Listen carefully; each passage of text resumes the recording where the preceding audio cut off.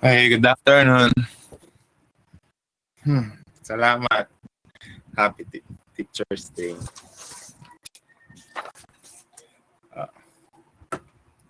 Okay, so for today, we'll be discussing yung isa sa pinakamahabang method ng solving circuit network. Wait, are we ready pala?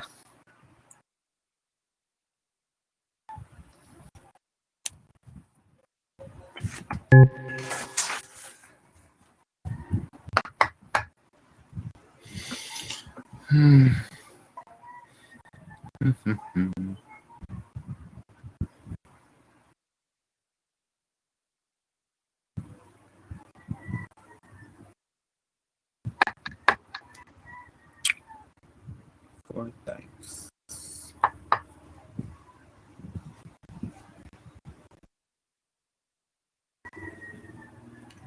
Salamat. Ayan.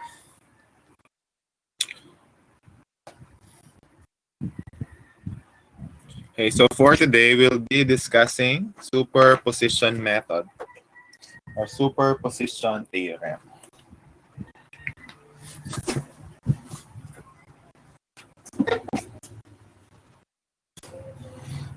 Okay, superposition theorem. Okay, so this theorem states that the voltage across or through or current through an element is in a linear circuit is the algebraic sum. Salamat. Of the voltages or across or currents through that element due to each independent source acting alone. Ayan. So acting alone. So let's say I am given this circuit.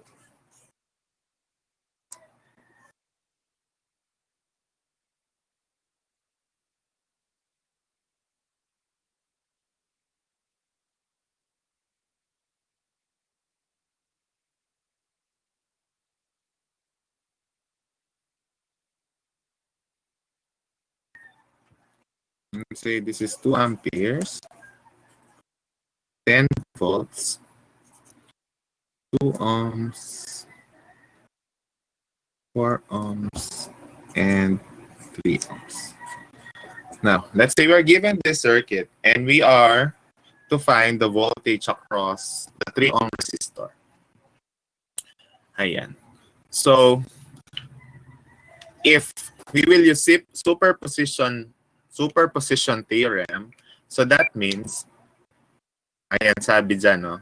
We will have to add all the voltages that we will get wherein only one particular source is acting at a time. So kahit dalawang source yung meron tayo, Okay? Ang gagawin natin is isosolve natin pa rin yung circuit considering only one source at a time. So, halimbawa, I have two sources. So, I will consider first, let's say, yung 10 volts. Tapos, ang gagawin ko dito, tatanggalin ko yung 2 ampere current source. Or balik tayo, pag kinuha ko na naman, pag kinonsider ko naman ng 2 ampere na source, ito naman yun yung tatanggalin ko. Ngayon, paano yung pagtanggal ng mga sources? So, nandyan naman yan. Turn off all independent sources except one source. Find the output, voltage or current due to the active source using techniques covered in previous lessons. So, that means you can use any kind of technique you want. So, pwedeng mesh, pwedeng nodal, pwedeng source transformation, KVL, kung gusto ninyo. Kahit anong method, basta kino-consider lang natin yung one source at a time. Okay, repeat step 1 for each of the independent sources. So the more source you have, the longer the solution is. So halimbawa, kung meron tayong 6 sources, 6 times mo siyang kukunin. Kasi magkakaroon ka ng V1, V2, V3, and at the end, i-add mo lang silang tatlo. Ay lahat. Okay? Find the total contribution by adding algebraically all the contributions due to the independent source. Yeah. Okay? So, wala siyang sinabi kung paano gagawin. No? Sandali. Hindi ba sinabi? Ay, hindi niya. Ang gagawin ay, because if you have a voltage source, pag meron kang voltage source, ang gagawin mo is isu-short mo siya. Okay? Kung meron ka naman current source, i-open mo siya. Okay? It will act as an open circuit. Okay? So example ito. So if we will take one source at a time. So I'll consider first at 10 volts. Redraw natin. So I'll have 10 volts, 2 ohms, 3 ohms, 4 ohms, and let's call that V1. Ayan. And since current source ito, we will open it. Ayan. Okay? So, if you'll consider 10 volts, that means this is a current source. We will open that circuit. It will be open. Okay? And then we will solve V1. So, since this is open, that means we can neglect this one. Okay, we can neglect 4 ohms. It will not be part of the circuit anymore. So, therefore, pinakamadali, voltage divider or pinakamadali, nag-iisip, total current na lang. So, I total is equal to 10 over 2 plus 3. So, that's equal to 2 amperes. Therefore, V1 is equal to 3 times 2, okay, 6 volts. Tama ba? Ayan. Okay, so V1 is 6 volts. Next, 2 ampere source. So that means we will draw it. So we'll have 2 ampere.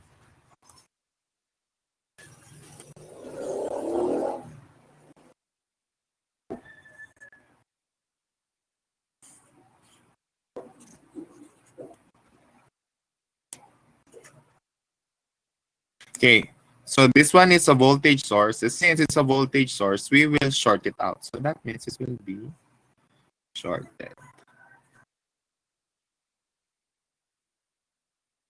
Yeah.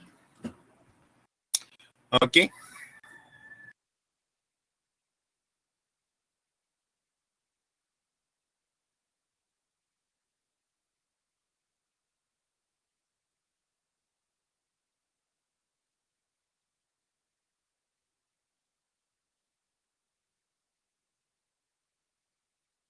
Question? Galing ko na to. Ayan. So that means This is shorted. Kayo na bahala pa natin isa-solve. Nandito na. So, let's call that V2. So, we're looking for V2. So, what method should we use?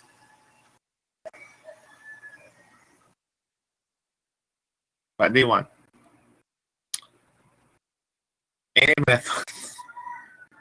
Series parallel. Up to you. Source transformation.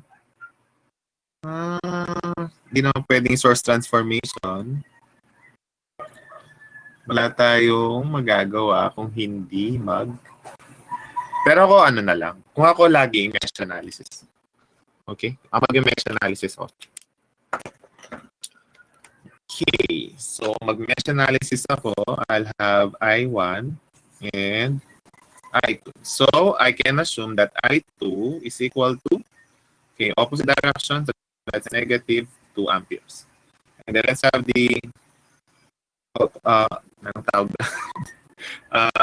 equation for this one. So this will be 2I1 plus 3I1 minus I2 is equal to 0. So that's 2I1 plus 3 times I1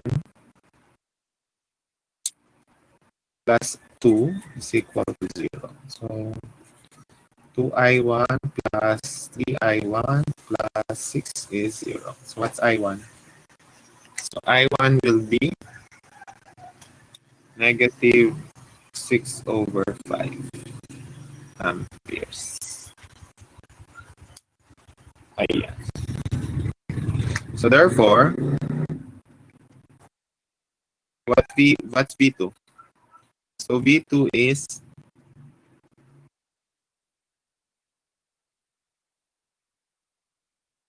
three times, if you'll follow the sign, it's I1 minus I2. So that's equal to 3 times negative 6 over 5 minus negative 2. So what's V2?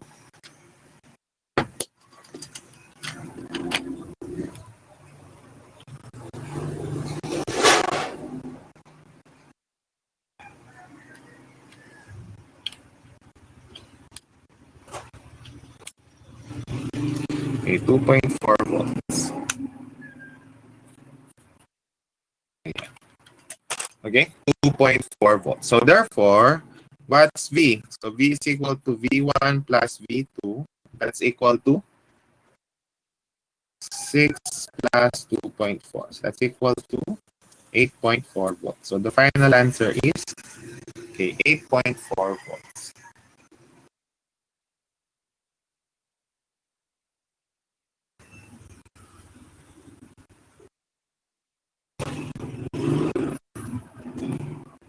Ayan.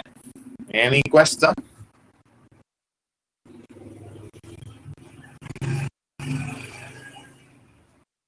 Okay, tandaan ninyo, ang mga ginaano lang natin dito yung mga independent voltage sources. So yung mga dependent ay hindi natin sila tinatanggal. Hindi sila part ng pag-superposition. Okay? Kung pwede naman siyang i-check. Gusto nyo siyang i-check. Actually, image analysis na lang natin ito. Kung image analysis ko yan, dito na lang. So that will be ito. Image analysis natin, I2 is still negative 2. And then yung equation nito is negative 10 plus 2I1 plus 3I1 plus 2 is equal to 0. So I1 is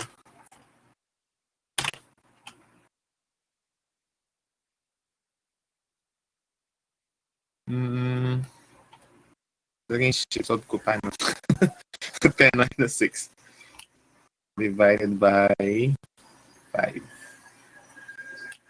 Okay, 4 over 5. 4 over 5.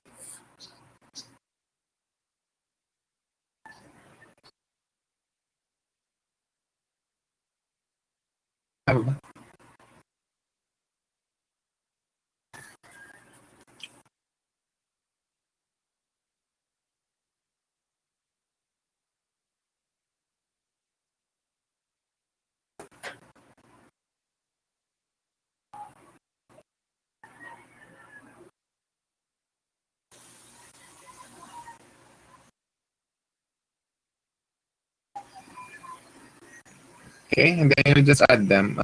4 over 5 plus 2 times 3. Okay, so the answer is 8.4.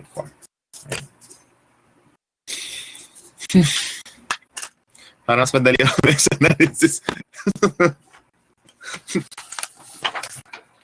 Okay. So, nakuha nyo ba ang method natin na superposition method? Ayan. Theorem. Okay, so let's have another example.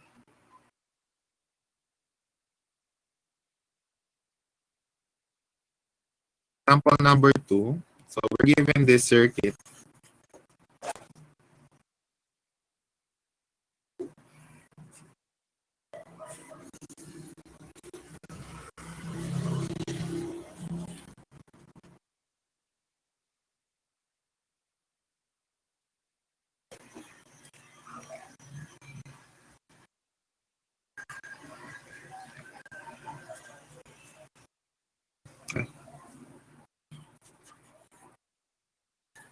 Ayan. So, we are to find the value of V. So, determine V using superposition method.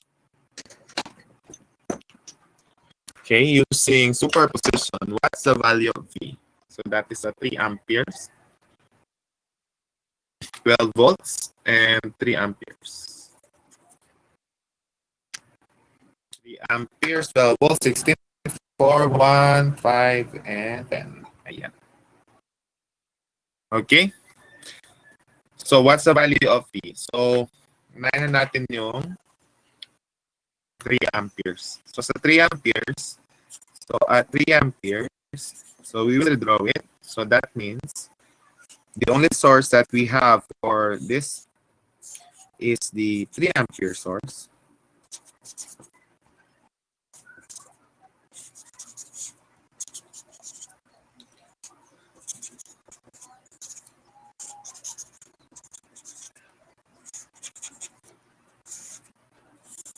Okay, let's call that V1.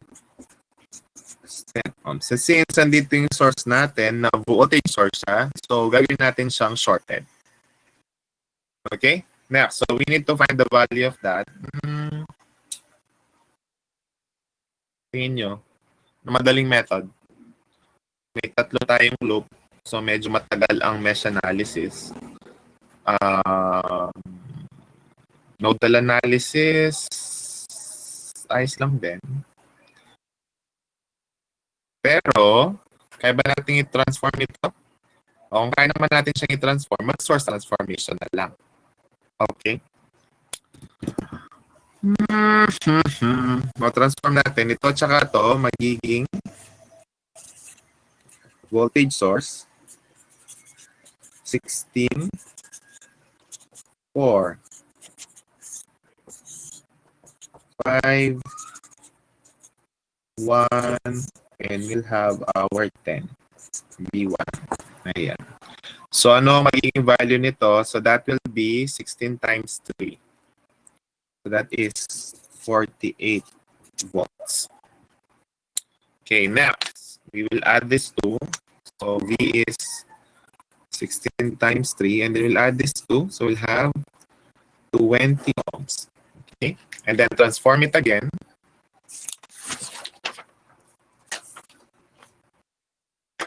Okay, so transform natin siya ulit.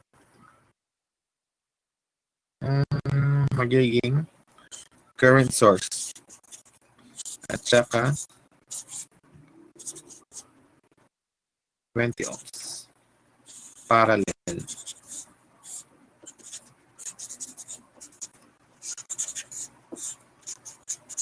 Ayan. So, ito niyan ay magiging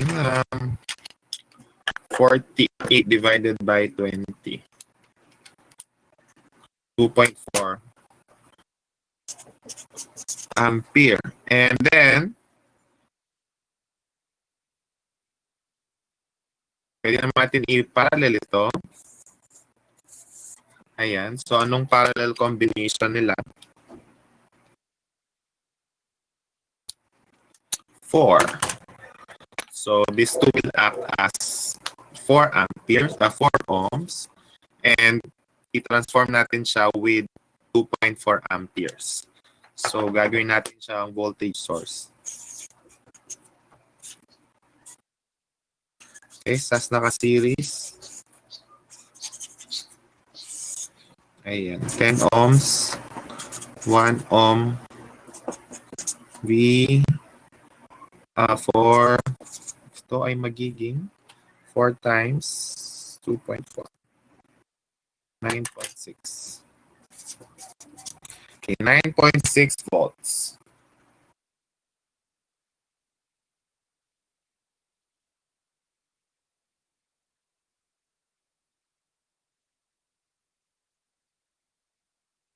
Okay, 9.6 volts. Tama ba? And then, pwede na. Ayan. So, kung nakalimutan natin ang voltage divider, so we'll have I total is 9.6 over 4 plus 1 plus 10. So that's equal to 0.64 ampere. So, therefore, V1 is equal to 0.64 times 10 or 6.4 volts. Ayan. So that's our V1. 6.4 volts.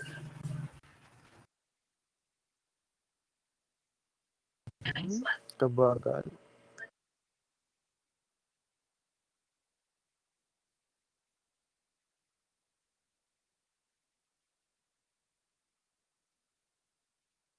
Okay, any question?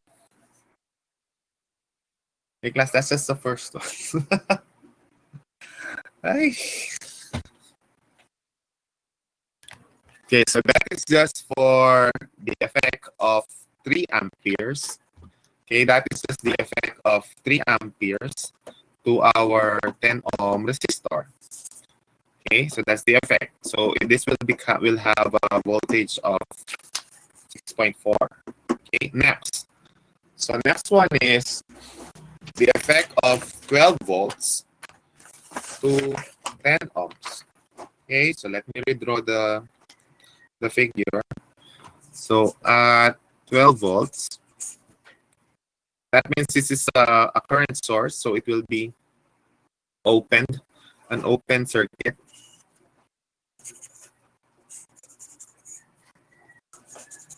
So I'll have something like this. Okay, let's call that V2.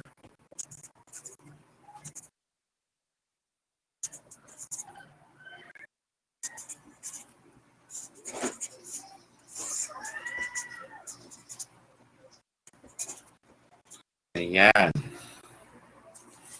Yan. So that one is considered open, so it will no longer be part of the second figure. I removed it already. Ayan. So, okay, for this one, what method should we use?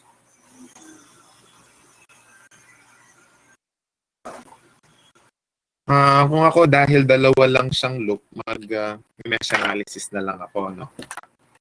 Okay, so using mesh analysis, so let me have this as I1, I2.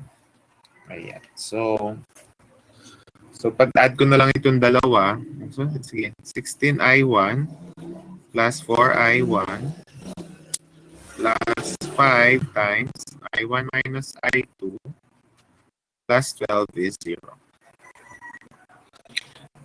Okay, so this is 5I1 minus 5I2.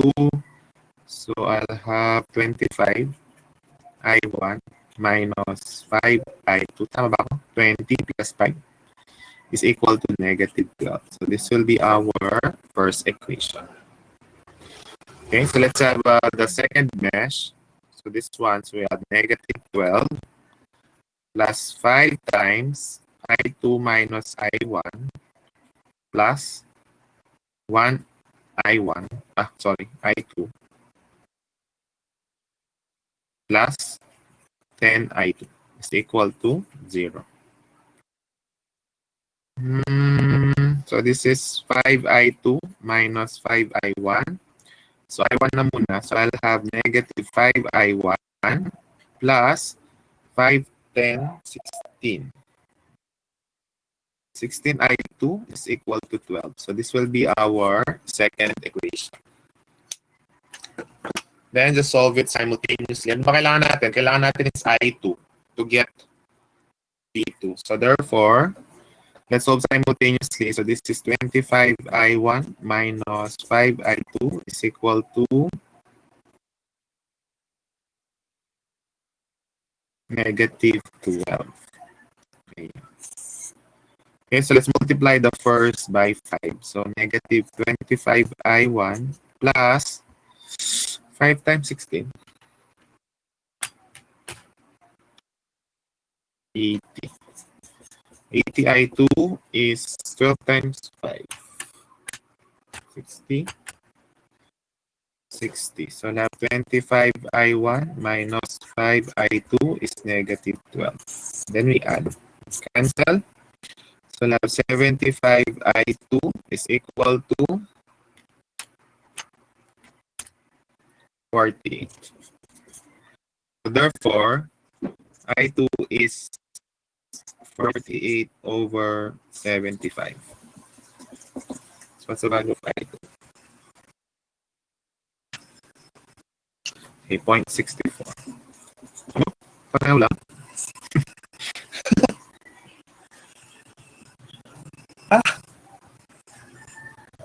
Talaga.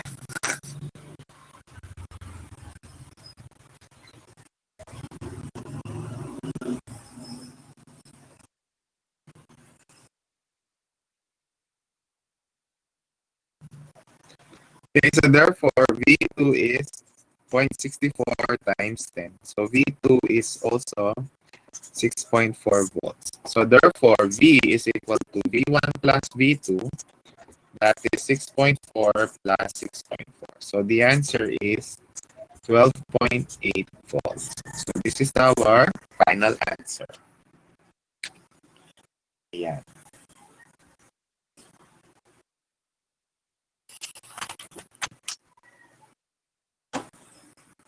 Okay. So any question?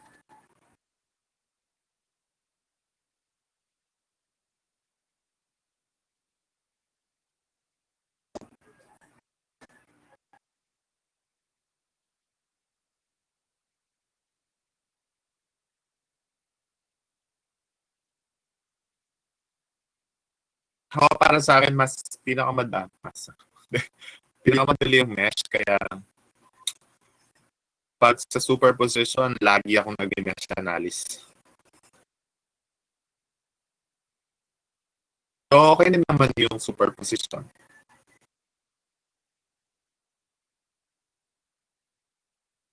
Okay. Any question?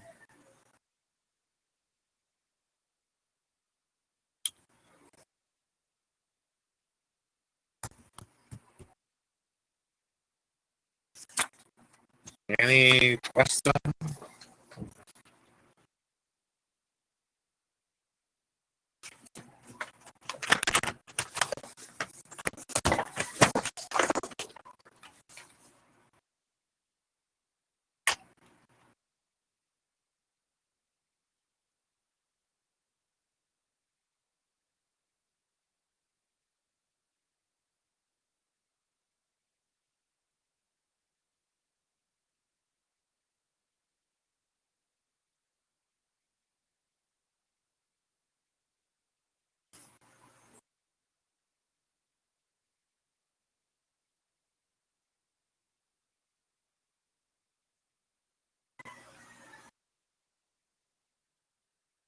Okay, let's have another one. Example number 3. Okay,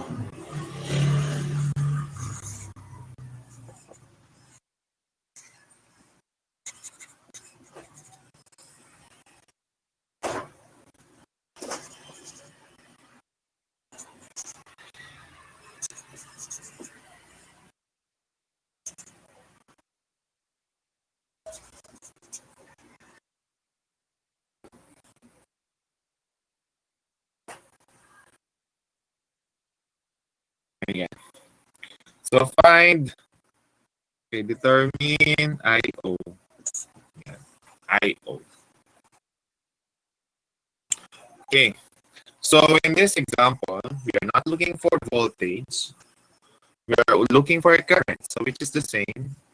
Ayan. So ang IO natin na dinidetermine is yung current flowing through 5 ohm resistor. And then we are given a dependent voltage source. So based dun sa theorem natin, yung ginagaang sinusolve lang natin ay yung mga may independent source. So silang tinitake natin one at a time. Pag meron tayong dependent sources, they stay with the circuit. Okay? So nagstay sila sa circuit, hindi natin sila tinatanggal para mag-solve tayo ng separately para sa kanila.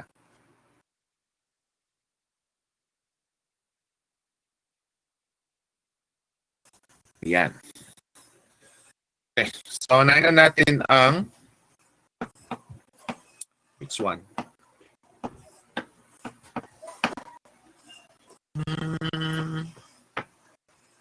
Okay, unahin na natin yung 20 volt source. So, unahin na natin ito. Okay, at the 20 volt source, so that means if I will redraw, so we only have two sources, independent sources here, the 20 volt source and the 4 ampere current source. So if you will consider 20 volts, so that means this will act as an open circuit. So matitira na lang sa atin ay ganito.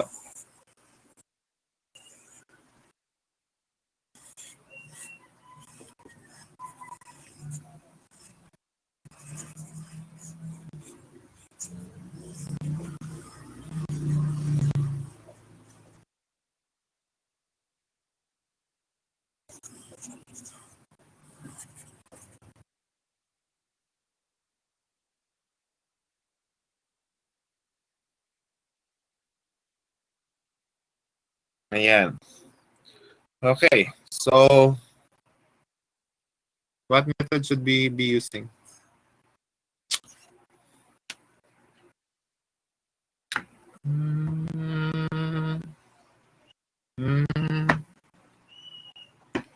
Kung kayo, anong method? Ako, syempre, same pa din. I will still be using mesh analysis.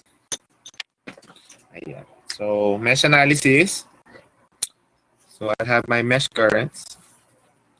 Okay, I1 and I2. So, at I1, anong resistor to? So, I'll have okay, negative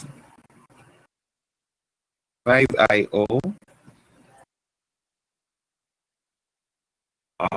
plus 1 times I1 minus I2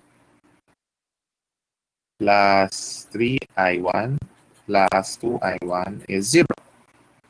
So this is, kaya lang base dito, what's I1? What's IO? Okay, IO, say, ang IO natin is nandito. So kung titignan natin, IO is, ayan, opposite I2. So therefore, I2 is equal to negative IO or vice versa. consider natin IO, I2. IO na lang. IO is equal to negative I2. So this is negative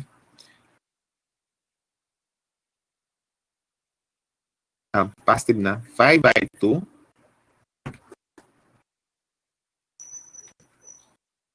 plus I1 minus I2 plus 5I1 is 0.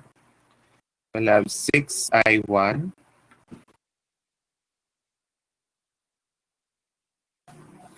plus 4I2 is equal to 0. Okay, next, at I2, so dito tayo. So I'll have 1 times I2 minus I1 plus 5IO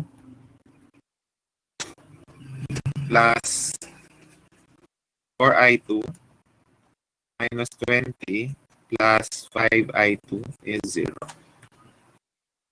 And that will apply also this one to this. So I'll have I2 minus I1 plus 5 times negative I2 plus 4I2 minus 20 plus 5I2 is 0. Simplify natin I1. So we'll have negative I1. Yun lang. Tapos, cancel dito.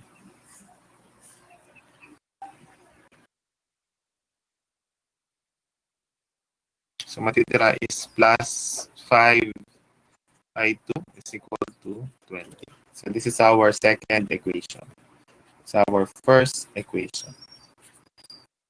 Ayan. So ito pwede naman nating transpose. So magiging siyang lahat natin is I2. So 6. So I1 is negative 4I2 over 6. Or that's negative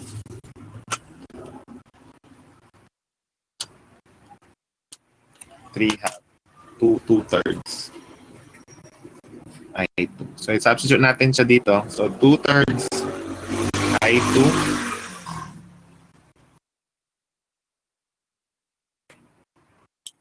negative plus 5I2 is 20. So what's I2? So I2 is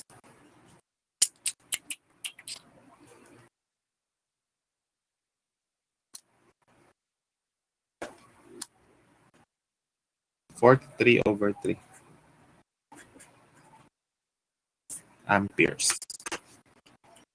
Ayan.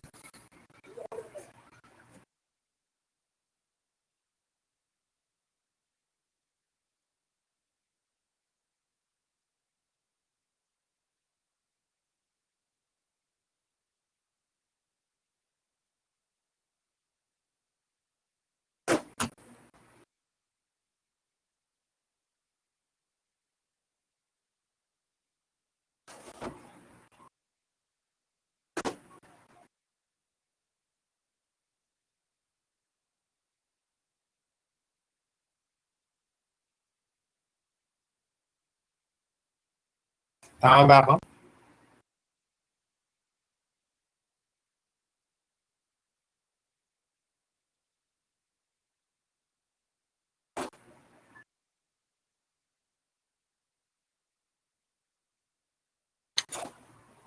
Wait.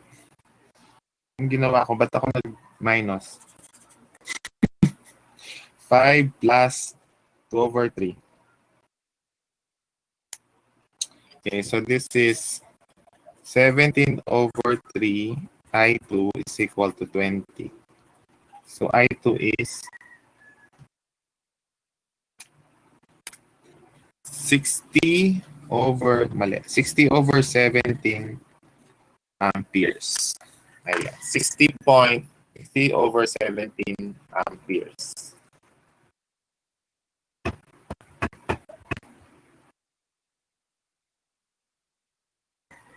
Okay, so that's I2. But what's IO? So therefore, IO1 is equal to negative 60 over 17 amperes. Ayan. Okay. So next. So next one is we'll consider the 4 ampere current source. So that means this one will become a shorted part.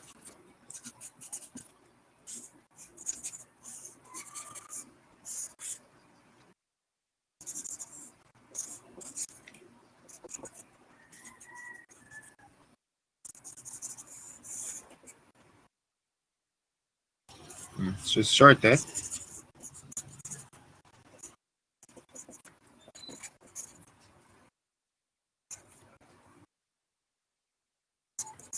Ayan. Medyo mahirap yata. Medyo mas mahaba yata ito kasi 3. Anong method yung mapapadali natin siya?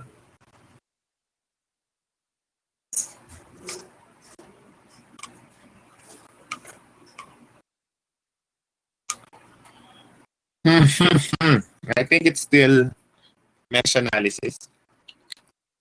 Because kahit 3 yung current natin sa mesh, meron na tayong makukuha dito kasi ito ay, ayan. So meron na tayong current dito. Hindi siya pwedeng source transformation, malayo.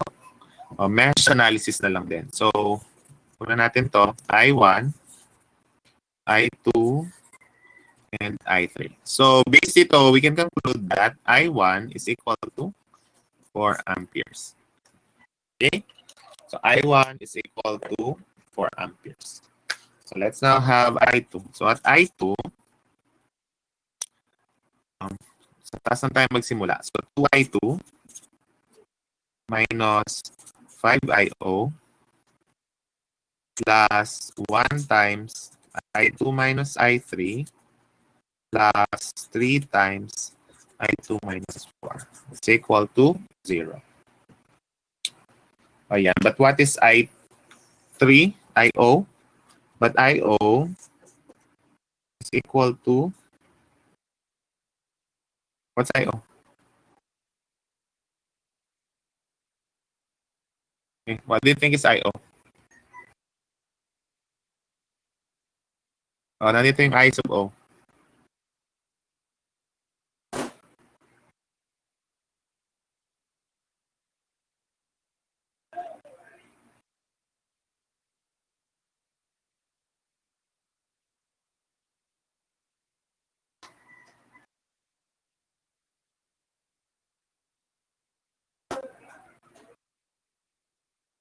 Okay. IO is 4 minus I3. Sabi ni Noel.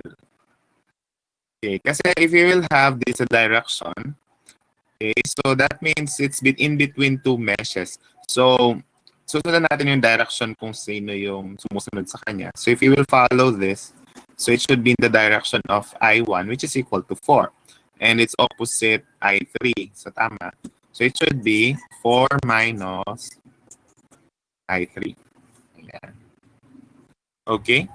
So that is 2I2 minus 5 times 4 minus I3 plus I2 minus I3 plus 3I2 minus 12 is 0. So this one is negative 20 plus 5I3. So I2 na muna. So 2, 3, 6. Tama. So 6I2. I3 natin. 5, 5, and negative 1. So minus 4I3 is equal to 32. Okay, so this is our first equation. Tama ba? Mali.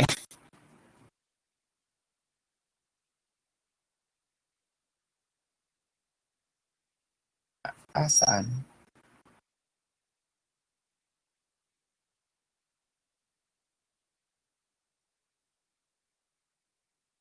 Saan?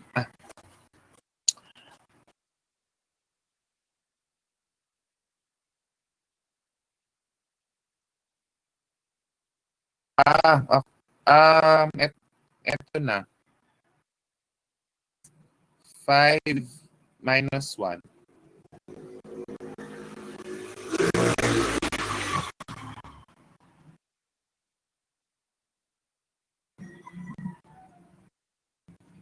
Okay, parang ang ginawa ko din is ko, hindi ko na i-consider ito.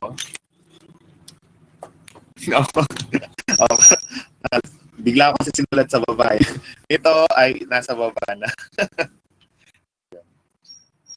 Parang hindi ko na sinulat buo ulit yung equation. Distribute ko na lang yung 5, nilagay ko sa baba. Tama ba? Negative 20 and positive 5i3. 5i3 minus of. Ayun. Okay? Okay. Next, kung gusto niyo i-simplify din ito, pwede naman i-divide niyo pa ng 2. Pero ako, I will leave it as is. So let's go to i3. Ayan. Sa i3 naman, tunahin ko na yun sa 4. So 4i3.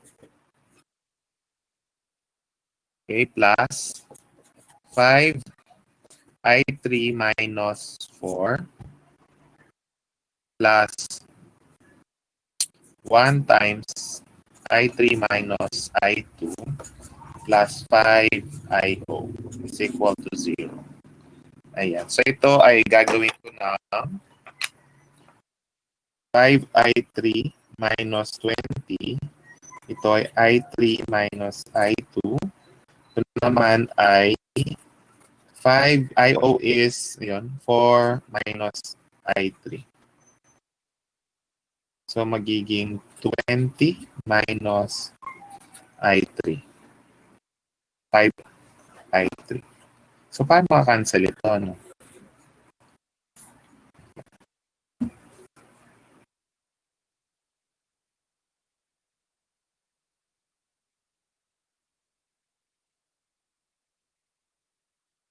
Tama ba?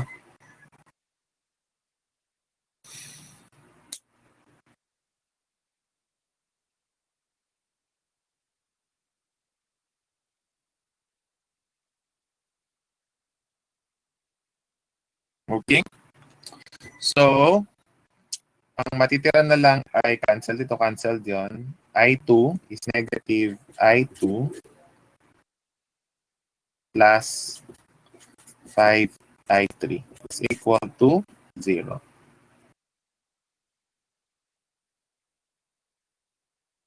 Tama.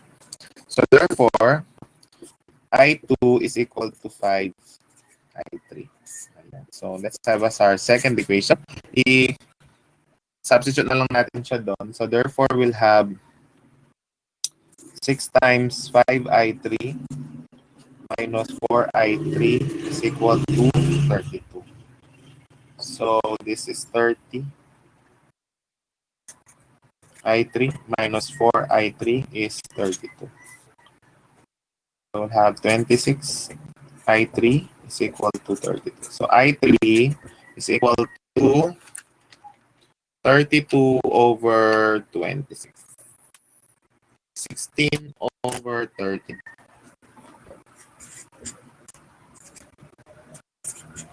Amperes.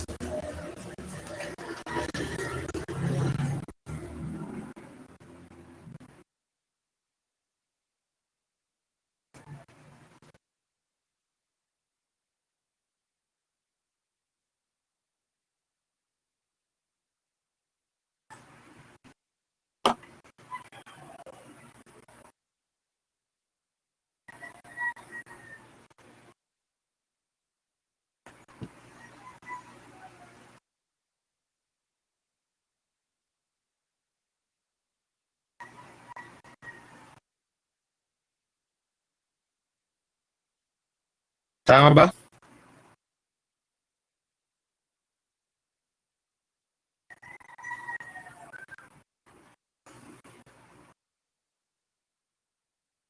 Ay, sorry. So, this one should be positive. Pala. Positive pala yun.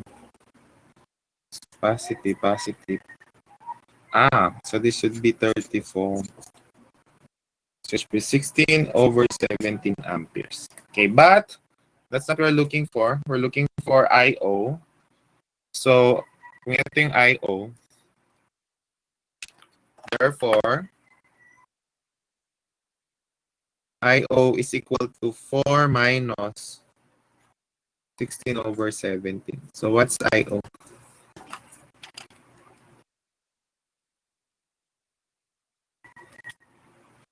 $52 over 17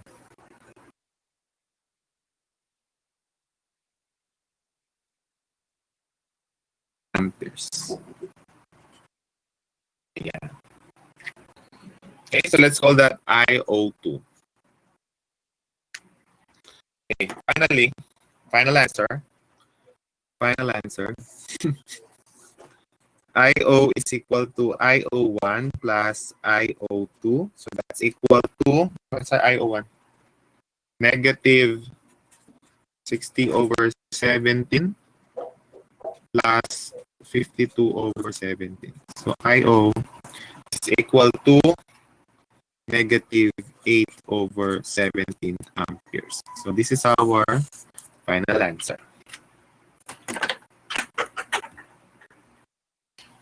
Okay.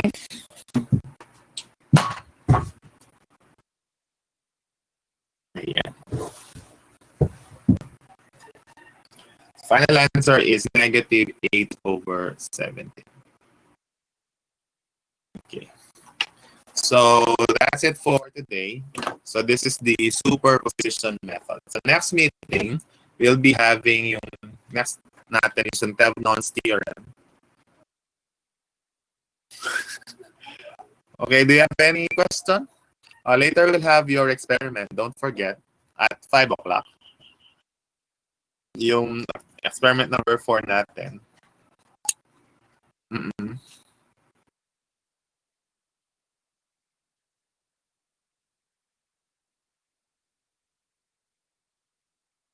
4 minus I3. Yeah. Our I3 is 16 over 17. So 4 minus I3.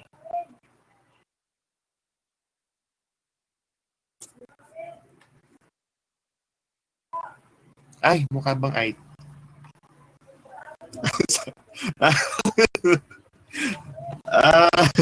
Dito ba? Mukha bang I3 yung sulat ko?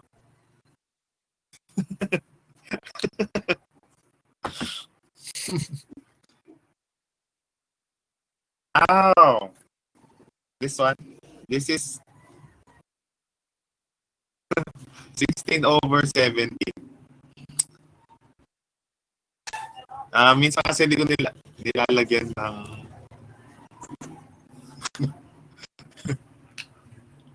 ito ba? Ito.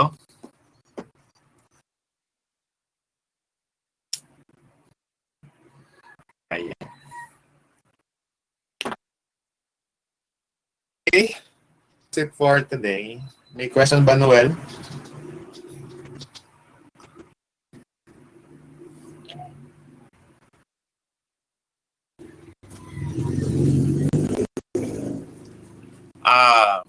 Which one? This one?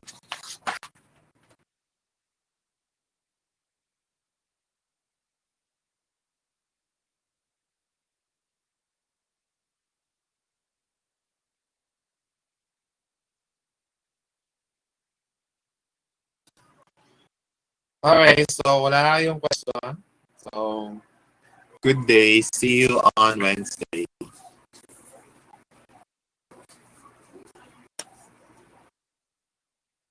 Okay, good day. Thank you. Oo nga pala later. Last stage.